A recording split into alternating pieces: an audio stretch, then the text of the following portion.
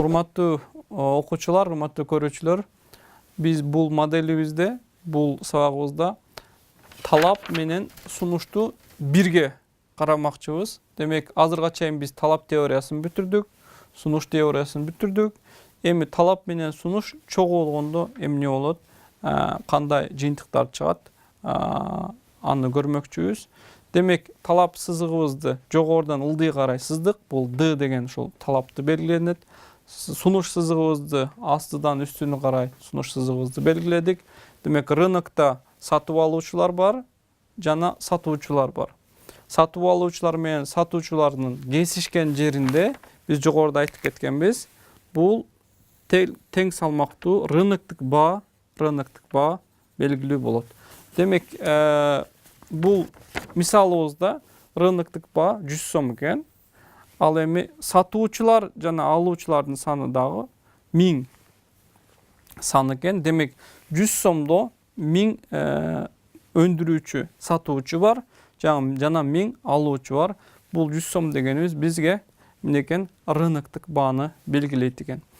Рыноктук баа өтө маанилүү, урматтуу көрүүчүлөр, себеби бул бааны мамлекет койгон жок. Бул бааны бир гана өндүрүүчү койгон жок. Бул бааны бир гана сатып алган адам койгон жок.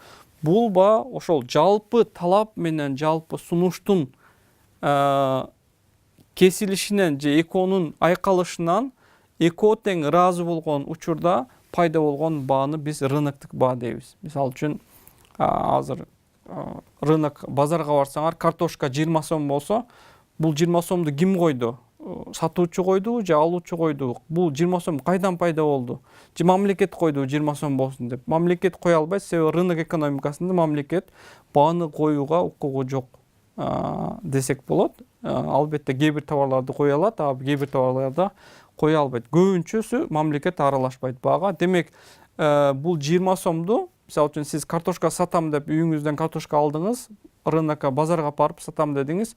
Бааны кандай коесуз рынок картошкаңызга бааны? Аны албетте рынокто сиздин кошуналарыңызга сурайсыз, баа канча болуп атат деп. Ошол рыноктун баасын коюп, сиз ошол картошкаңызды сатасыз. Ал эми сиз каалаганча мен картошкам 100 сом болсун, мен рынокто карабайм десеңиз, албетте картошкаңызды сата албайсыз.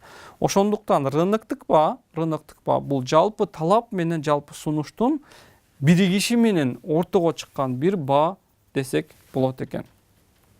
Эми бул жерден карап өтөлү. Эгерде рыноктук баадан жогору болсо эмне болот? Рыноктук баадан төмөн болсо эмне болот деген суроону кое кетели. Мисалы үчүн, бул 100 сомго рыноктук баабыз 100 сом болуп атса, демек 100 сомго рыноктогу 1000 киши алууга ыраазы жана 1000 киши сатууга ыраазы бул 100 сомго. Демек, алуучу да ыраазы, сатуучу да ыраазы бул жерде. Экөө тең макул болгон ушул баага алууга жана сатууга. Эгерде бул баадан кымбат болсо, элдер албайт экен. Бул баадан арзан болсо, сатуучулар бул баага сатпайт экен. Демек, бир гана ушул рыноктук баага алууга жана сатууга демек алуучу сатуучулар ыраазы болот экен. Эми ушул мисалды карап көтөлү. 150 сом болсо эмне болот? Эгерде баа 150 сом болсо эмне болот? Буну карап өтөлү. Эгерде баа 150 сомго көтөрүлүп кетсе, бул ким үчүн жакшы? 150 сом болгон. Албетте сатуучулар үчүн жакшы. Эмнеге? Себеби 150 сом кымбат болду, мен товарым көбөйдү, мен товарым көбөйгөндө мен көп сатам деши мүмкүн. Бирок ким үчүн жаман бул 150 сом баанын кымбаттагычы? Албетте талап кылуучулар үчүн, сатып алуучулар үчүн товардын кымбаттаганы бул жаман нерсе болот. Демек, эгерде баа 150 сомго көтөрүлүп кетсе, сатуучулар айтат, кымбат болду, мен көбүрөөк чыгарайын. Сатуучулардын саны көбөйөт же товары көбөйөт. Ал эми бул нерсе кымбат болгон үчүн алуучулар эмне кылат экен? Жок, мен бул баада албайм деп, алар албай коет. Алардын сатуучулардын саны азайып кетти. Демек, бул жерде 1500 сатуучу болду, бирок алуучулардын саны 500 гана киши алам дейт. Ушул баага 150ге, калганы албайт экен. Экөөнүн айырмасы канча болду? Экөөнүн айырмасы 1000. Демек, 1000 товар ашыкча өндүрүлдü. Себеби 1500 өндүрүп алды өндүрүүчүлөр, бирок анын 500'ü гана сатылды, 500'ü сатылбай калды. Эмнеге? Баа кымбат болгон үчүн. Бул жерде биз буну ашыкча өндүрүм дейбиз. Бул жерде ашыкча өндүрүм. Ашыкча өндүрүм болуп кетти. Себеби кымбат баада сатуучулардын саны азайып кетти. Азайып кеткенде миң биримдик товар сатылбай калды бул жерде. Эми экинчи абалды карасак, 50 сом болсо эмне болот? 50 сом болсо, эгерде 50 сом болсо, бул ким үчүн жакшы? Сатып алган кардарлар үчүн жакшы. Себеби баа арзандап кетти. Ал бул учурда эмне болот экен? Сатуучулардын, алуучулардын саны көбөйөт. Бирок 50 сом ким үчүн жаман? Бул сатуучу үчүн жаман. Себеби баасы арзандап кеткенде кирешеси да арзандайт. Алар айтат, мен бул баада эч кандай сатпайм, же бааны мен рыноктон чыгам дейт. Демек бул жерде экинчи абалыбызда алуучулардын саны сатуучулардан көбүрөөк. Демек алуучулар 1500, бирок сатуучулар 500 эле.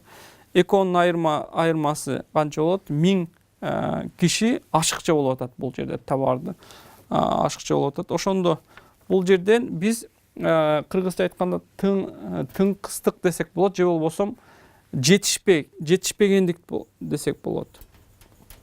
Жетишсиздик дегенде бул мындайча айтканда дефицит десек болот. Эмнеге? Сатып алуучулар көп, алуучулар аз, өндүрүүчүлөр аз. Демек товар жетишпей атат бул жерде. Бул жерде ашыкча болуп атат. Көп болгондо. Бул жетишсиздик болгондо же ашыкча болгондо рынок эч качан тең салмактуулукта болбойт экен. Сөзсүз түрдө рынок өзү түздөп, буну узак мөөнөттө бул тең салмактуулукка алып келет экен. Аны кандай алып келет деген суроо болсо, мисалы үчүн 150 сом болду баа 150 сом болду. Бирок ошол убакта эмне болду? Өндүрүүчүлөр ашыкча өндүрүп алды. Талап кылгандар аз талап кылып атат. Ашыкча 1000 биримдик бир товар бар бул жерде.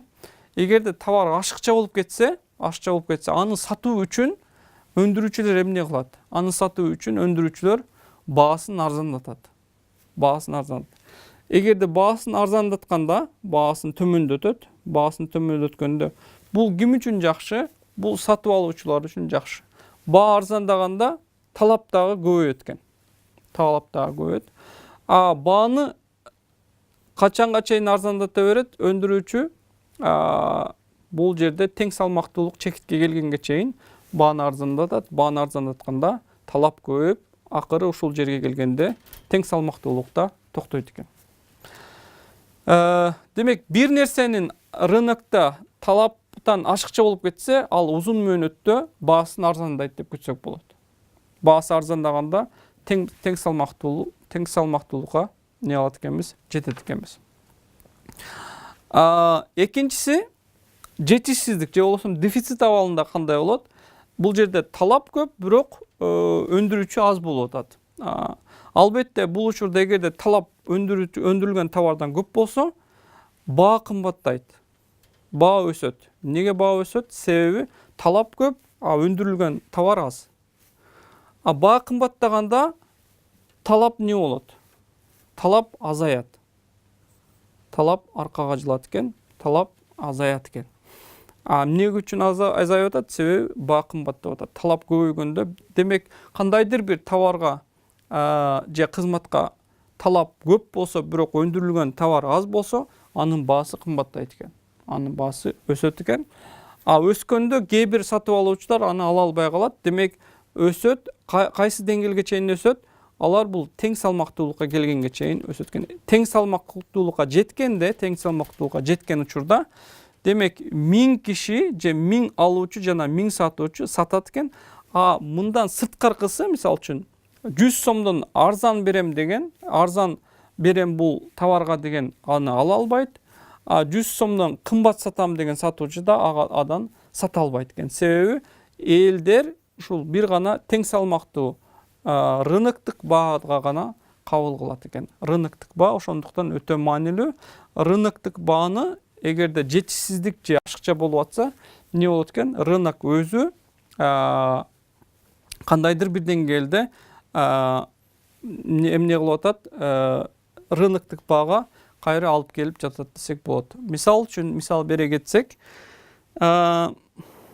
Кыргызстанда 2007, 2006, 2005тен кийинки жылдары карасак, бул курулуш бизнесинде карап өтөлү. Курулуш бизнесинде мурун курулуш фирмалары жок эле. Болсо дагы 1-2 аз болгон. Демек, курулуш фирмалары аз эле, бирок элдердин үйгө болгон талабы көп эле. Үйгө болгон талабы. Демек, бул жерде эмне бар эле? Жетишсиздик бар эле. Дефицит бар эле. Себеби үйлөрдүн бардыгы эски Советтер Союзунда курулган батирлер үйлөр эле, жаңы курулган үйлөрдүн саны аз эле. Демек, кандайдыр бир жетишсиздик бар эле. Жетишсиздик болгон үчүн бул рыноктук баадагы үйлөр эмес эле, ошол убакытта өтө кымбат эле үйлөр. Канча, мисалы үчүн бир бөлмөлүү батир алам десеңиз, бул өтө кымбатка чыгып кеткен, баалар да өтө өсүп кеткен. Эмне үчүн өсүп кетти ошол убакта? Себеби жетишсиздик болуп атты. Өндүрүүчүлөрдүн саны аз болуп атты. Үй куруучу фирмалардын саны аз болуп атты. Бирок рынок эмне кылды узун мөөнөттө? Мисалы үчүн азыр 2017-жылы жашап атабыз. 10 жыл аралыгында кандай өзгөрүүлөр болду? Демек, ошол убакытта сиз үй курсаңыз, өтө көп пайда тапмак элеңиз. Бул пайда эмне үчүн пайда тапмак элеңиз? Себеби баа кымбат эле. Рынок эмне кылды? Рынок ошол жаңы фирмаларды, жаңы курулуш компанияларын рынокко кирүүгө шарт түзүп берди. Шарт түзүп бергенде эмне болду? Жаңы фирмалар кирди. Жаңы фирмалар киргенде өндүрүү, бул батирлердин куруу саны көбөйдү. Ал эми саны көбөйгөндө эмне болду? Баасы төмөндөдү, рыноктогу баасы төмөндөдү. Баасы төмөндөп, азыркы учурда азыркы бааны биз өтө деле кымбат эмес же өтө деле арзан эмес, тең салмактуу баа десек болот. Албетте, келечекте кандай болот? Келечек көрсөтөт. Себеби жаңы компаниялар кирсе, сөзсүз түрдө баа арзандайт. Эгерде компаниялар азайып кетсе, баа кымбаттайт десек болот. Демек, бул жерде рыноктук баа биз үчүн өтө маанилүү экен. Муну бир таблица түрүндө көрсөтө турган болсок, мисалы үчүн баа 150 сом болгондо, бул QS дегенибиз сунуш, QD дегенибиз талап. Сунушубуз канча болуп атат? 1500 болуп атат. Талабыбыз 500 болуп атат. Демек, бул жерде ашыкча өндүрүлгөн товар бар. Бул ашыкча сунуш дедик. Бул жерде экинчиси баабыз 100 сом болгондо, 1000 алуучу бар, 1000 сатуучу бар. 1000 алуучу, 1000 сатуучу. Алганда ыраазы, сатканда ыраазы. Демек, бул жерде бир тең салмактуулук бар экен. Ал эми үчүнчүсүндө караганыбызда баа 50 сом болгондо сатуучулардын саны аз, 500, алуучуларды 1500. Бул жерде бир тең салмактуулук жок. Бул жерде жетишсиздик бар. Ал эми узак мөөнөттө рынок өзү буну түздөп эмне кылат экен? Бааны көтөргөндө бул талап азаят. Баа көтөрүлгөндө сунуш көбөйөт экен. Сунуш көбөйөт, талап азаят. Кайсы деңгээлге чейин, качан? Тең салмактуулукка жеткенге чейин бул